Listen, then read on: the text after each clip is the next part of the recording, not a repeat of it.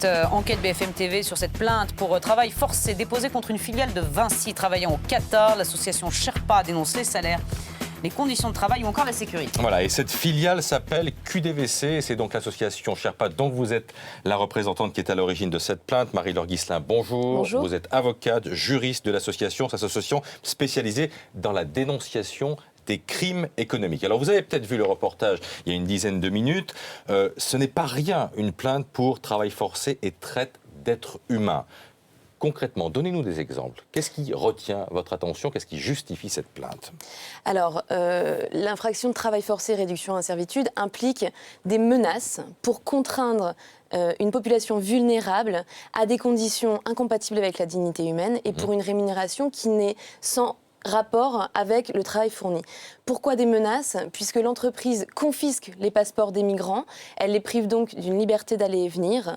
C'est une confiscation ou c'est un usage, disons, au Qatar pour éviter les vols dans les chambres de ces travailleurs? C'est strictement interdit par la loi qatari. Interdit. Voilà. Alors 66 jours par semaine pour certains de ces... 66 heures par semaine. 66 heures par Encore semaine. une fois, c'est interdit par la loi qatari. Bon, pour un salaire de 250 à 650 euros par mois, pas de vacances et un jour hebdomadaire de congé. Tout ça est contraire à la loi? Oui. La loi qatari, par exemple, autorise 12 d'heures supplémentaires. Les migrants sur les chantiers de QDVC en font 18. Ils travaillent au final 13 heures par jour puisqu'ils partent à 4 heures de chez eux et rentrent à 19 heures puisqu'ils sont à 1 heure de leur camp de travail. Ils travaillent aussi sans protection adéquate et c'est surtout ça qui est sans protection de la chaleur et c'est surtout ça qui est important puisque cela n'empêche pas les accidents, les crises cardiaques anormalement élevées chez cette population qui travaille sur les chantiers. Alors on parle d'une filiale de Vinci qui s'appelle donc QDVC. Écoutez ce qu'elle dit pour sa défense.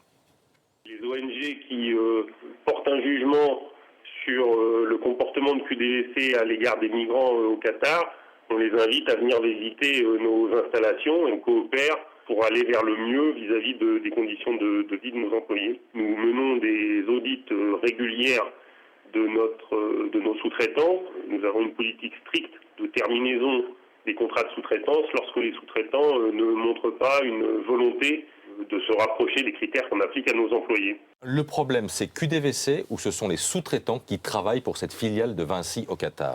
Les deux. Évidemment, 60% de la main-d'œuvre qui est employée par les sous-traitantes est moins bien logie que les employés directs de QDVC. Mais tout ce que je vous ai dit sur les 66 heures de travail, la confiscation du passeport est valable pour les employés de QDVC directement. Et je tiens à dire à QDVC et à donc Vinci Construction Grand Projet que nous sommes allés sur place et que nous avons des preuves formelles puisque nous avons pu interroger plusieurs travailleurs de ces chantiers. C'est-à-dire que QDVC devrait mieux contrôler ses sous-traitants et davantage? Tout à fait. Bien. Vous portez plainte. Les faits ont lieu là-bas. Vous portez plainte ici. Est-ce que c'est une plainte qui a des chances d'aboutir et de déboucher sur quelque chose? Bien sûr, nous l'espérons. Nous espérons que cette plainte interpellera Vinci pour justement éviter de nouveaux drames avant la fin de la Coupe du Monde. Oui, il y a des morts sur les chantiers de Vinci, il y a des accidents. Et nous espérons que cette plainte interpellera Vinci, mais pas seulement Vinci, mais bien sûr. Parce que d'autres constructeurs sont concernés. Oui, il y a d'autres entreprises, mais il faut savoir que Vinci, c'est le premier groupe de construction au monde, qu'il a remporté des milliards de contrats au Qatar, qu'il emploie des milliers de migrants. C'est une des plus grosses entreprises sur place. C'est aussi pour nous la vitrine de la France à l'étranger. C'est une entreprise qui est dans la vie quotidienne des Français et on estime donc qu'elle doit être exemplaire en matière de droits de l'homme, surtout qu'elle se targue de l'être dans ses engagements éthiques.